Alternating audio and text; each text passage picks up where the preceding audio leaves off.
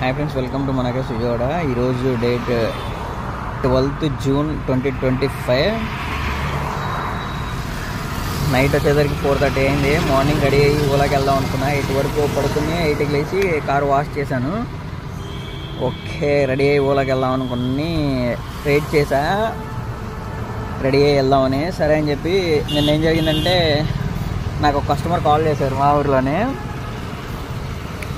Call చేసి గన్నవరం వెళ్ళి రావాలి అన్నారు. 1500 అని చెప్పి వెళ్ళి వచ్చేస్తే 2 hours అలా వెయిట్ చేస్తామని చెప్పా. కాదంట, మార్నింగ్ 8కి బయలుదేరాలంట. కస్టమర్ భోజనం చేసిన తర్వాత మళ్ళీ 3:30 స్టార్ట్ అవుతారంట. అక్కడ నుంచి 3:30 అవుతుంది అన్నారు. నేను 2000 అడిగాను. కాదు 1600 ఇస్తాన్నారు. కాదు కుదరదని చెప్పాను. ఎందుకంటే ఏదైనా మనకు వర్కౌట్ అవుతానే వెళ్ళాలి, లేదంటే వెళ్ళకూడదు. దానికన్నా ఓలాకి వచ్చి తోలుకుంటాం బెటర్ అనిపించింది నాకు. అందుకే నేను రానని చెప్పాను. ఓకే, అయితే నేను కాల్ చేసి ఒకసారి నేను కనుక్కొని ఇంట్లో కనుక్కొని కాల్ చేస్తాను. సరేనని చెప్పాను.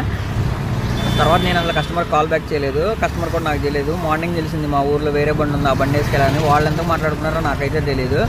వాళ్ళు ఇంకా తక్కువ మాట్లాడుకోవచ్చు, ఎక్కువ మాట్లాడుకోవచ్చు. అది వాళ్ళ పర్సనల్ మ్యాటర్ అనమాట, మనకి సంబంధం లేనిది.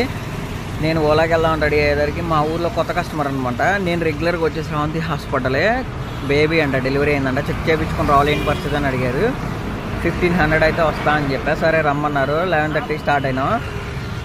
మ్యాక్సిమం 3:30కి ఇంటికి వెళ్ళిపోతాం.